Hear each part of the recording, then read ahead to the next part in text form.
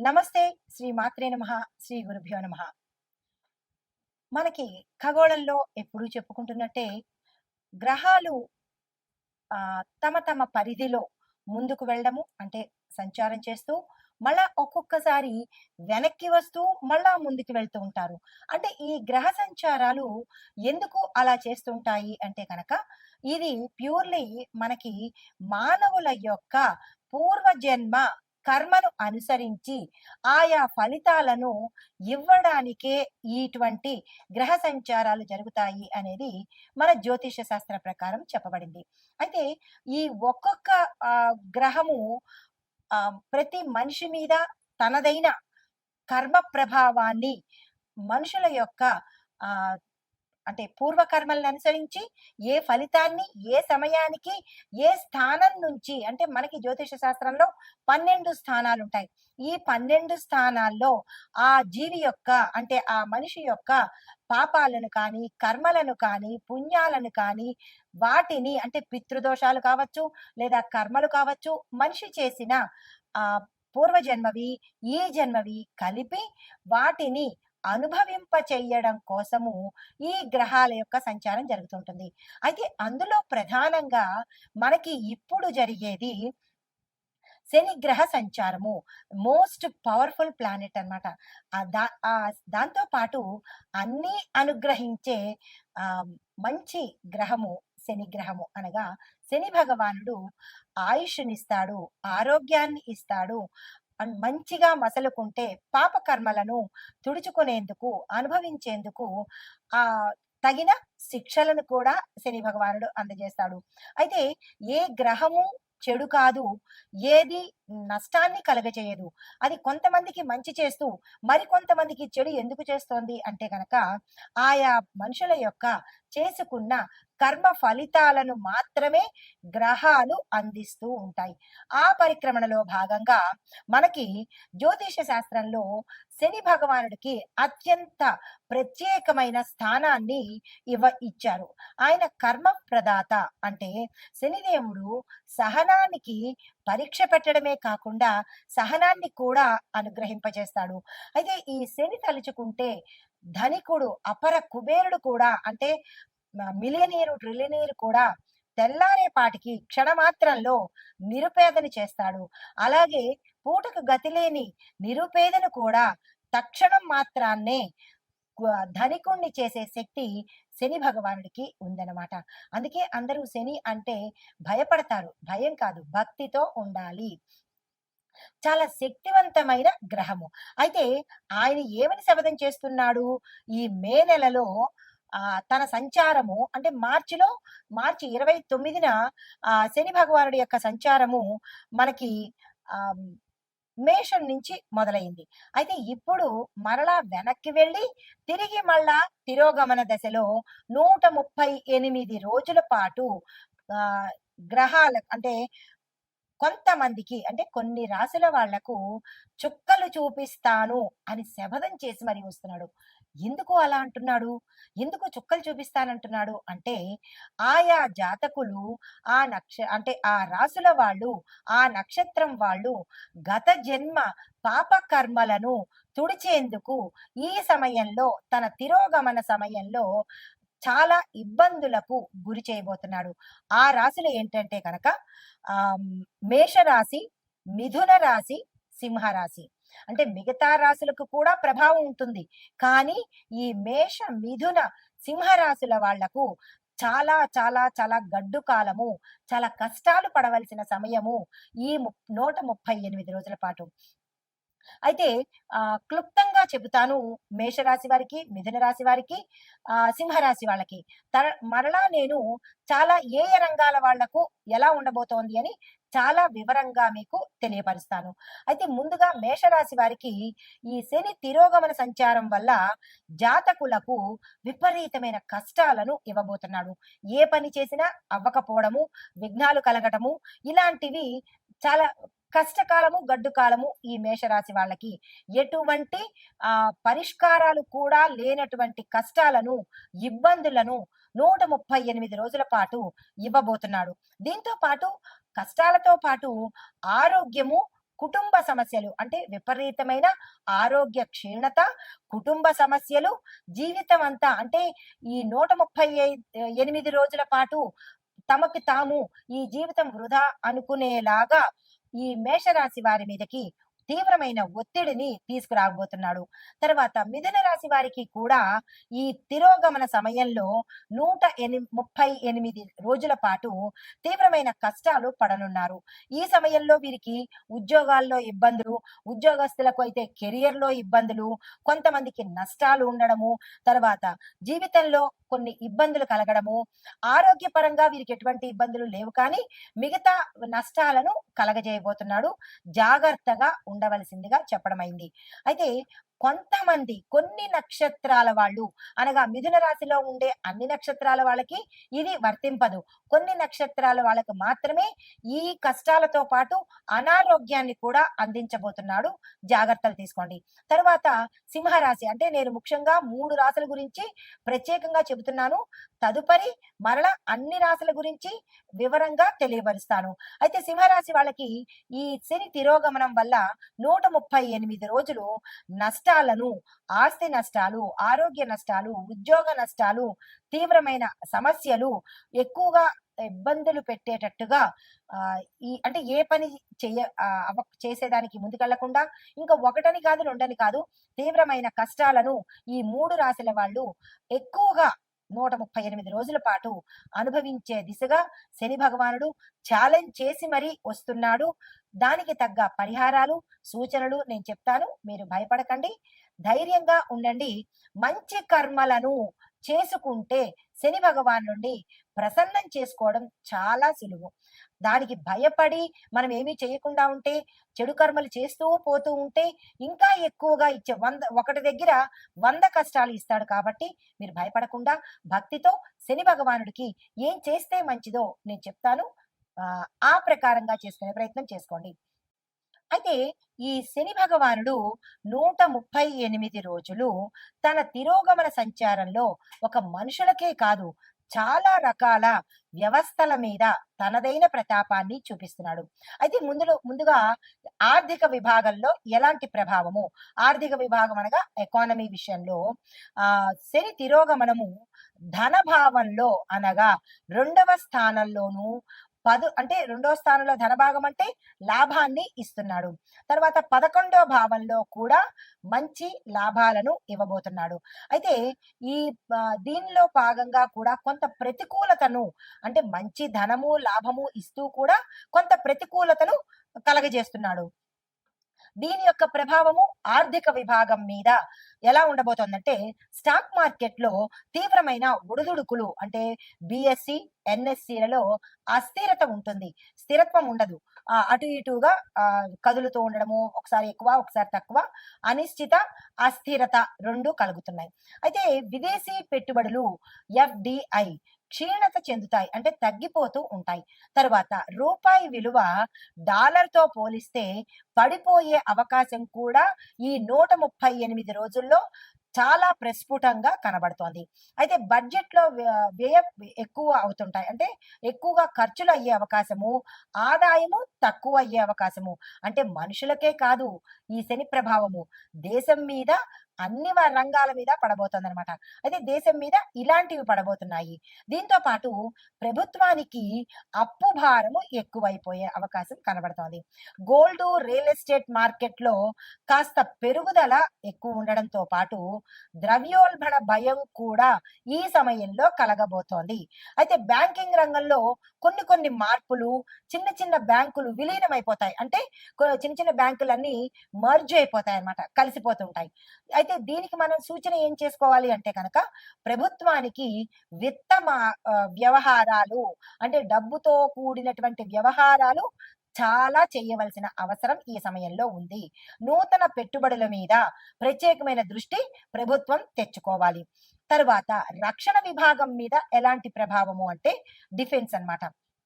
దీని మూలకంగా శని తిరోగమనంలో సైనిక స్థిరత్వ భవనాలను అంటే భావాలను ప్రభావితం చేస్తుంది. అంటే సైనికులలో స్థిరత్వ భావాలను కలగజేస్తుంది. దీని యొక్క ప్రభావం ఎలా ఉండబోతోంది అంటే గనక సరిహద్దు ప్రాంతాలలో అంటే ఎల్ఓసి LAC అంటే ఈ ప్రాంతాలలో అప్రమత్తత పెరుగుతుంది. అంటే ఆ ప్రాంతాలు చాలా అలర్ట్ అవుతాయన్నమాట. ఇప్పటికే అలాంటివి జరిగాయి. ఇంకా జరగబోతున్నందుకు దేశం మనకి ప్రత్యామ్నాయాలు తీసుకుంటుంది. రక్షణ కూడా కల్పిస్తుంది. ప్రజలు భయపడాల్సిన పని లేదు. అయితే పాకిస్తాన్, చైనా దేశాలతో చర్చలు జరిపే అవకాశము ఎక్కువగా కనబడుతోంది. ఈ విషయం ఆల్రెడీ దీనికన్నా ముందు మనకి అర్థమైపోయింది కదా! అంటే జ్యోతిష్యము నమ్మకమైన శాస్త్రం ఇది. ఆషామాషీది కాదు. జరగబోయేది చెప్పేదే జ్యోతిష్యం అనమాట. దీన్ని కొంతమంది ఏంటిలే అని ట్రాష్ అని తీసేస్తుంటారు. మనకి ప్రత్యక్ష నిదర్శనాలు కనిపిస్తున్నాయి కదా! నమ్మక తప్పదు. నమ్మాలి.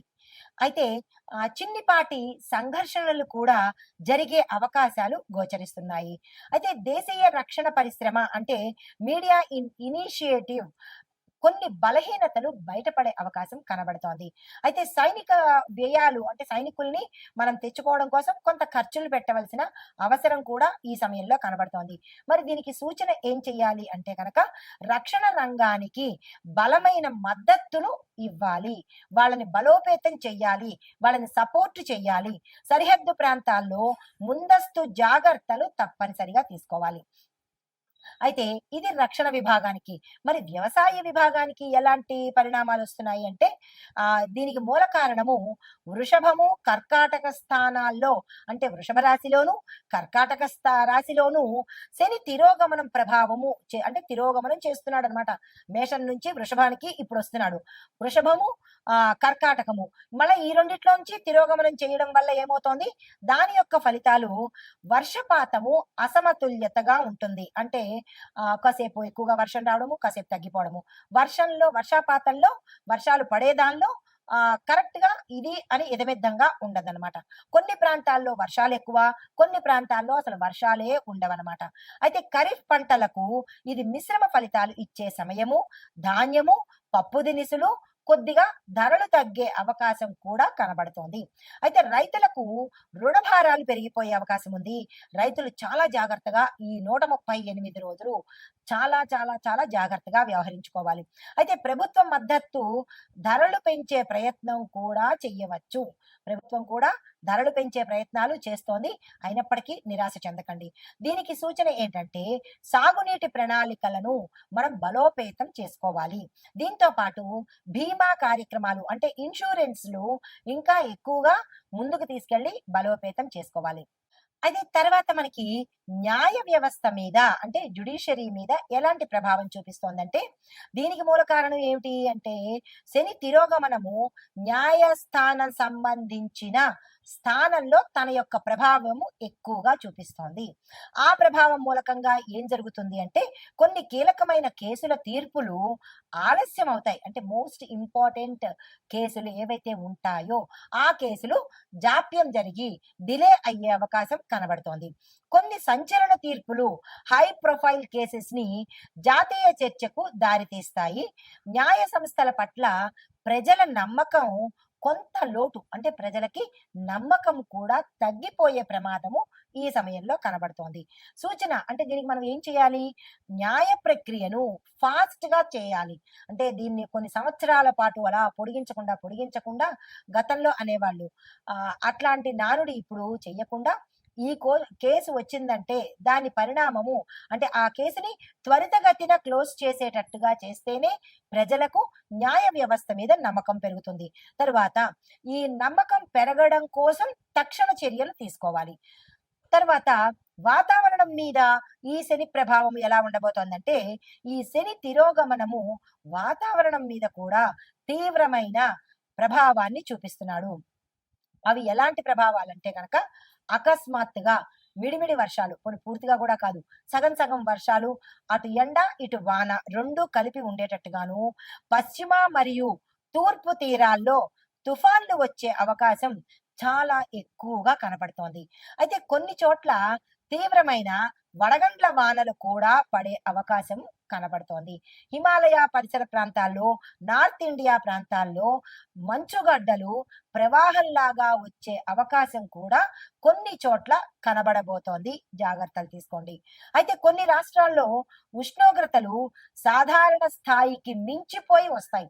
44ని దాటి 50ని టచ్ చేసి 51 దాకా వెళ్ళే అవకాశాలు కూడా కొన్ని చోట్ల కనబడబోతున్నాయి. జాగ్రత్తలు తీసుకోండి. అయితే మరికొన్ని చోట్ల స్వల్ప భూకంపాలు కూడా వచ్చే స్థాయి కూడా ఇక్కడ గోచరిస్తోంది. చాలా జాగ్రత్తలు తప్పనిసరిగా ముందస్తు చర్యలు తీసుకోవాల్సిందిగా చెప్పడం జరిగింది. అయితే దీనికి సూచన ఏంటి మరి అంటే కనుక వ్యవసాయ వాతావరణ ఆధారితంగా ముందస్తు హెచ్చరికలు తప్పనిసరిగా తీసుకోండి. ఇందులో నేను చెప్పినవి ఏది అక్షరం పొల్లుపోవడం లేదు. ఎందుకు అంటే ఇది శాస్త్రపరంగా తీసుకొని చెప్పినవే తప్ప ఆషామాషిగా చెప్పిన విషయాలు ఇందులో ఒక్కటి కూడా లేదు. కాబట్టి చాలా జాగ్రత్తలు తీసుకుని దానికి తగ్గ సూచనలు చేసుకోండి.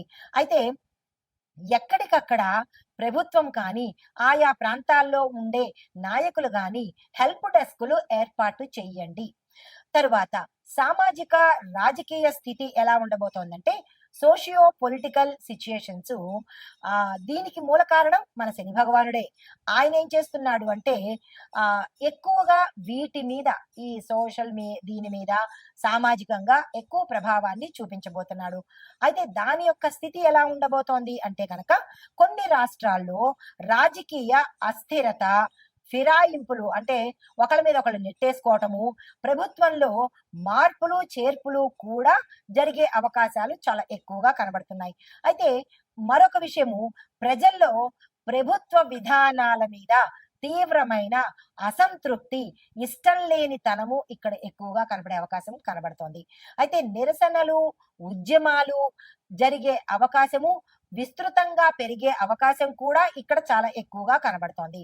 కొన్ని చోట్ల దళితులు, గిరిజనులు తమ హక్కుల కోసము పెద్ద స్థాయిలో ఉద్యమాలు కూడా జరిగే అవకాశాలు సూచనప్రాయంగా కనబడుతున్నాయి. కొత్త రాజకీయాల కూటములు ఏర్పడతాయి, పొత్తులు కూడా ఏర్పడే అవకాశం కనబడుతోంది. అయితే మరి దీనికి సూచన ఏం చేయాలి అంటే కనుక ప్రజల సమస్యలను తక్షణమే ఆలకించాల్సిన అవసరం తప్పకుండా ఉంది. రెండవది, మద్దతుదారులను చక్కదిద్దే రాజకీయ మౌలిక మార్పులను తక్షణమే తీసుకోవాలి. ఇవి మనకి చెప్పదగిన సూచనలు.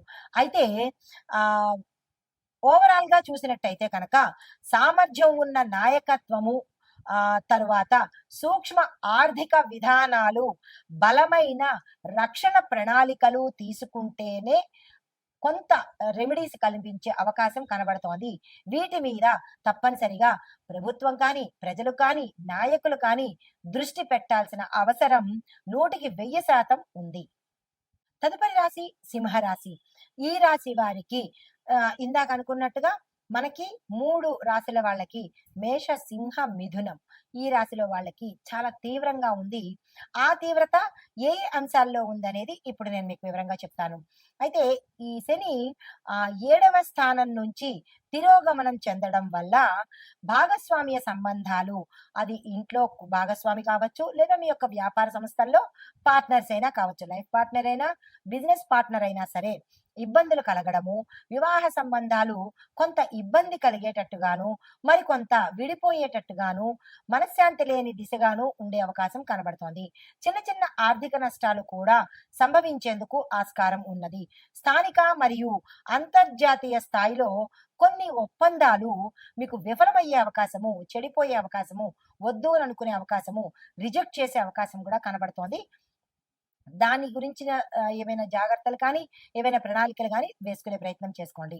అయితే ఉద్యోగ వ్యాపారాల సంగతి చూసినట్టయితే ఉద్యోగస్తుల్లో పదోన్నతులు అంటే ప్రమోషన్స్, ప్యాకేజీలు పెరగడాలు లేదా ఏరియర్స్ రావడాలు ఇలాంటివి ఏవైనా ఉంటే కనుక అవి మరింత జాప్యం జరిగే అవకాశం కనబడుతోంది. నిరాశ చెందకండి. అయ్యే అవకాశం ఉంటుంది కానీ, డిలే అవుతోంది కాబట్టి జాగ్రత్తలు తీసుకోండి. వ్యాపారంలో నూతన పెట్టుబడులు ఏదైనా చేయాలన్నా, విస్తరణ చేయాలన్నా, బ్రాంచెస్ పెట్టుకోవాలన్నా, ఏ పని మీరు వ్యాపారంలో చేయాలన్నా, ఈ 138 రోజులు ఆగి తర్వాత చేసుకుంటే మంచిది. లేదు మేము ఆల్రెడీ మొదలుపెట్టేసాము, మాకు కుదరదు అని అనుకుంటే కనుక, మీరు దానికి తగిన జాగ్రత్తలు తీసుకొని కనుక చేసినట్టయితే, ఇంక తప్పదు అని అనుకున్నట్టయితే కనుక, ప్రత్యామ్నాయ మార్గాలు చూసుకొని ప్రారంభించుకోండి. కానీ నష్టమయ్యే అవకాశము చాలా ఎక్కువ శాతం కనబడుతోంది. ఆరోగ్యపరంగా చూసుకున్నట్టయితే గనక మోకాళ్ళ నొప్పులు, దీంతో పాటు వెన్నుపూసకు సంబంధించి అంటే స్పైనల్ కార్డ్‌కి సంబంధించినటువంటి సమస్యలు కానీ, ఆపరేషన్‌లు కానీ, ప్రమాదాలు కానీ, పడిపోవడాలు కానీ, విరగడాలు కానీ ఇలాంటివి కనబడుతున్నాయి. చాలా జాగ్రత్తలు తప్పనిసరిగా తీసుకోండి. అయితే మీకు చెప్పదగిన పరిహారాలు శని భగవానుడికి శనివారం నాడు నల్ల గోరింటాకు మొక్కను మీ ఇంట్లో నాటుకునే ప్రయత్నం తప్పనిసరిగా చేయండి. మాకు ఇంట్లో ఆ ప్లేస్ లేదు, ఆ స్థలం లేదు అని అనుకుంటే గనక ఏదైనా దేవాలయంలో మీ చేత్తో మీరు నల్ల గోరింట మొక్కను నాటే ప్రయత్నం చేసుకోండి. అయితే దీంతో పాటుగా తెల్లవారుజామున సూర్యుడికి జలాభిషేకము అనగా అర్ఘ్యం ఇచ్చే ప్రయత్నం తప్పనిసరిగా చేసుకోండి. ఇలా చేయడం వల్ల కొంత సానుకూలమైన ఫలితాలు పొందే అవకాశం గోచరిస్తోంది. ఇది ఈ రాశిలో ఉండే వారికి చెప్పదగిన గోచార రీత్యా ఫలితాలు, పరిహారాలు, సూచనలు.